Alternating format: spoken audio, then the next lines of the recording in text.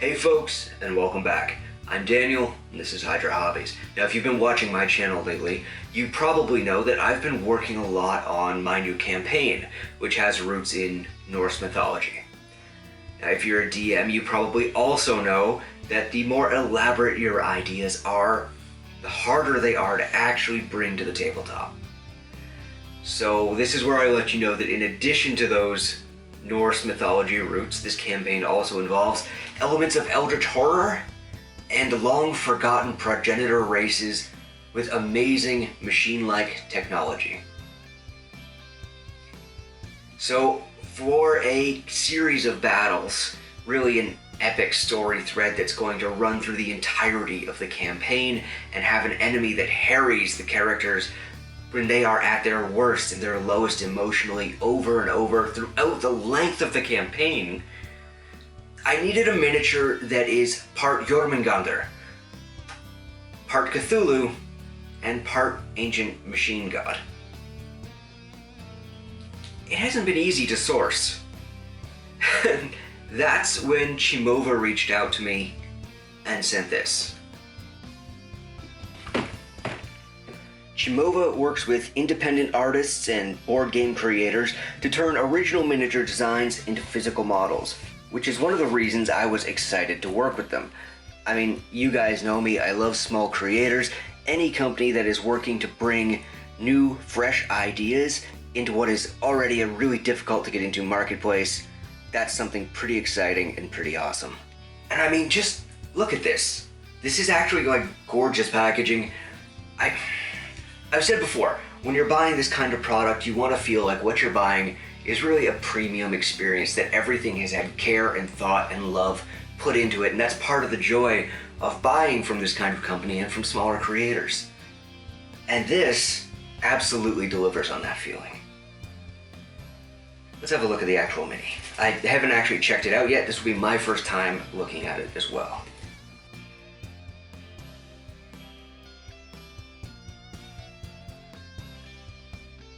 Okay, whenever I buy, something like this, I always worry if it's gonna get here in one piece. I live kind of out in the middle of nowhere, so it's always a worry, but this looks really lovingly and well packed, and that's great. That puts me a little at ease about getting into the next part.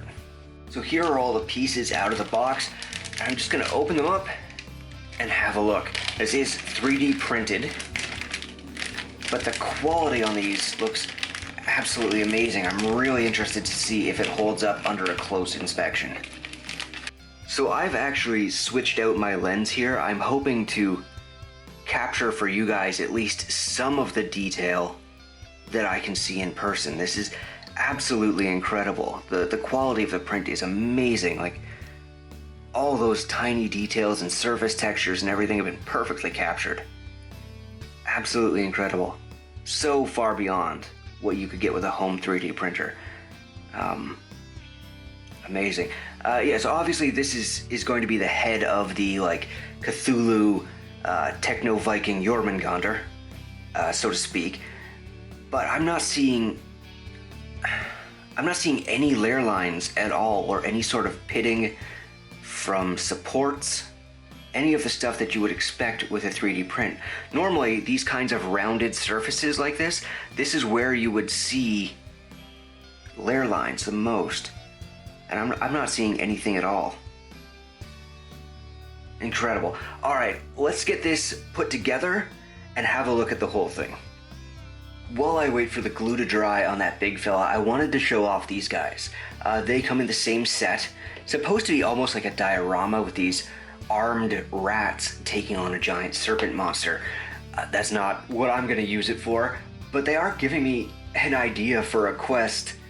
Maybe like a spoof on, that low-level kill the rats in the tavern's basement quest that's sort of a stereotype at this point, except the rats are these guys, and they're heavily armed.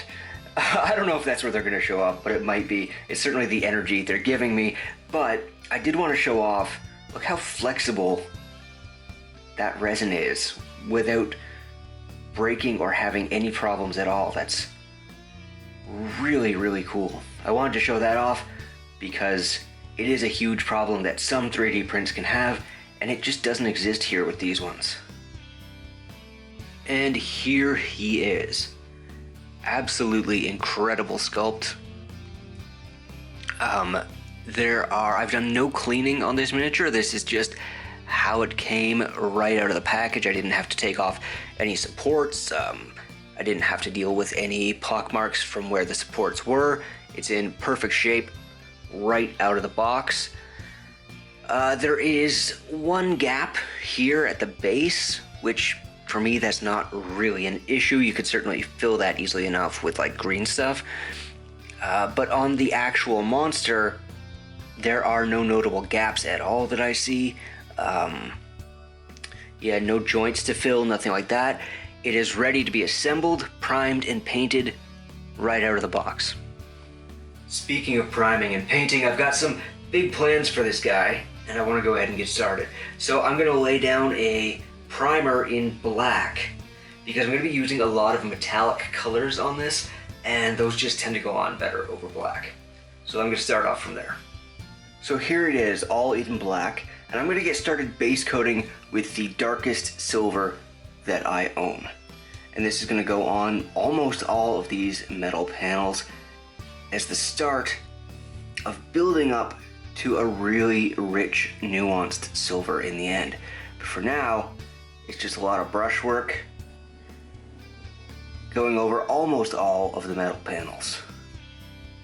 While I do that, I want to talk a bit about my setting and about the role that I think this monster can fill in it. Early adventures in an RPG campaign are often filled with either threats to the character's personal background and connections to their story, or with threats to their morality that are going to give the players a chance to define their character, what they believe in, what they're willing to fight for, and how much it takes to motivate them to do that. Which things are you willing to fight for free because it's the right thing, and which things are you just willing to do because some rich merchantman offered you a boatload of gold. But eventually, once your characters have had a chance to have their morality defined and then challenged and to have it grow, see where it flexes and see where it doesn't, it can be good to introduce a more existential threat, something that they can't really easily bargain with, something that just doesn't see the world in the same terms that they do. Personally, I think that when the characters stumble on this guy here in a dark cavern under the earth, and a miasma of evil magic coils up out of the ground before revealing the four glowing ancient eyes of this serpentine machine god, there will be no question in their mind that this represents a threat to their very existence, even to their way of life. After all, in this setting, something is responsible for making all of those ancient civilizations disappear. Maybe it was this guy. I certainly want my players to be asking themselves that question as they encounter him. See, this ancient snake machine god, it doesn't really regard the player characters as a threat, regards them as prey. And the thing about fighting an eldritch snake horror is that maybe it can be defeated, but it could never be killed. Indeed, no matter how many times they fight it, it's gonna come back. And in fact, the more it's defeated throughout the campaign, the stronger it gets, and the more it becomes focused on the player characters. Not as rivals, mind you, more like a twisted source of amusement. Look at these mortals that think that they can defeat me. Isn't that funny? Let's play with them. And of course, as they fight him again and again and again over the course of a campaign, it becomes a question of how are they going to beat him? What are they going to do about him? What sacrifices, what moral complexities are they willing to take on in order to be victorious over this malevolent, seemingly unstoppable eldritch machine god? Will they seek out mythical weapons with powers like they've never known? Or will they go to old enemies who still have significant armies or power themselves and make a little compromise and see if for the greater good they're willing to work together? Each time the players defeat the beast, sending its sibilant voice hissing back into the darkness, the next time it returns, it has a new ability representative of how the players defeated it last time. Whether that is a dark, malevolent intelligence that learns from its mistakes in combat, or whether that represents patching over gaps in its ancient and terrible machine code, so that the players can never quite find a way to beat it the same way twice. With increasing intensity in every encounter, it is inevitable that the players eventually decide that they've got to focus up and put this thing down for good. And it is during that research that you drop the final horrifying truth of their opponent on them. You see, Techno-Jormungandr here, turns out that him and his kin are responsible for the death of the entire old world, for the consumption of every last soul in it. And it turns out he's been losing to the player characters on purpose in every encounter, so that they'll get a little stronger, so that their souls burn a little brighter, so that when he finally does consume them to power himself, they'll make a much more substantial meal. They haven't actually been valiant heroes struggling against an ancient evil this entire time. No, they're more like Hansel and Gretel, being fattened up by the witch so that she can eat them. This whole time, they've actually been playing into his hands, his coils, whatever, in order to actually, truly, finally defeat the monster in a way that will really matter and actually have an effect on things and change the status quo of the setting. They're gonna have to be a kind of hero that their world has never known before. How are they gonna do it? I don't know, and I'm not actually gonna plan that part. I know my players, and I know that they will tell me how they're gonna defeat this monster, and all I'm gonna have to do is smile encouragingly like I planned it the whole time, and let them go ahead and do it. Maybe the characters will dive into the ruins of the old world and find the remains of some weapon or spell that was meant to fight the monster but couldn't be finished in time. They'll finish it themselves and take their own shot at destroying it. Or maybe they will find out that the only thing that has ever killed one of these ancient machine gods is another ancient machine god. So they will seek out the materials and technology used in them, become sort of eldritch artificers in the process, making new weapons for themselves as they go. Or maybe they come at it from like a eldritch magic angle and try to tap into the dark power that runs through the serpent god's own circuits and batteries and use it to their own advantage. Ultimately, no matter how the players decide to fight it, they are at length thrust into their own personal version of Ragnarok.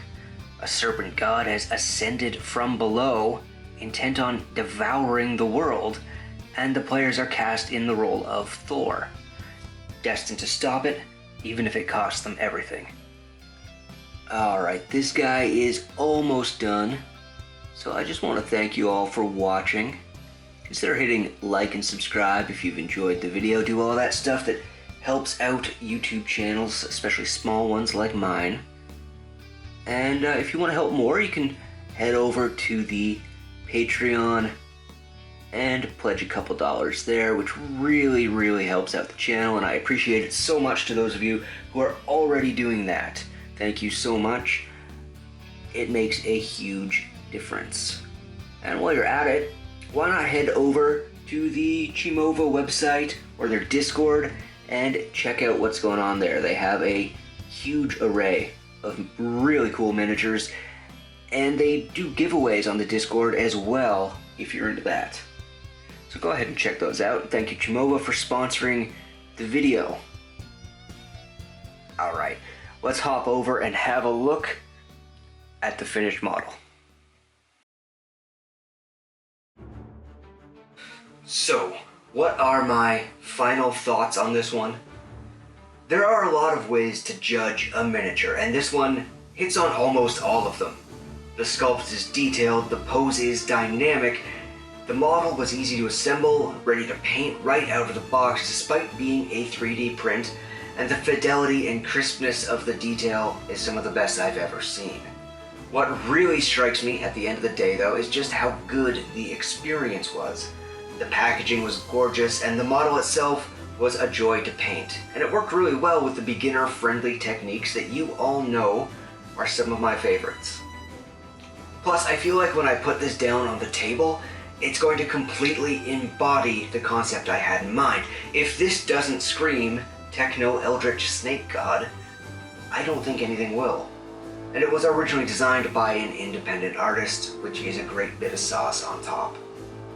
If you're a GM yourself, then you likely already know how hard it can be to have a hyper-specific and unusual creative vision for your campaign world, and how hard it can be to fulfill it.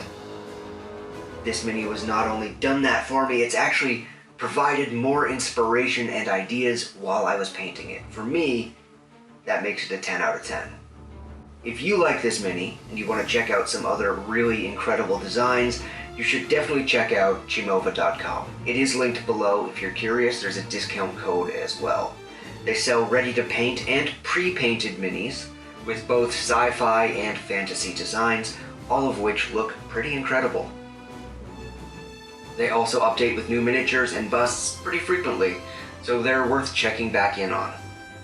I want to thank Chimova for sending this model and sponsoring this video, and I want to thank all of you for taking the time to watch it.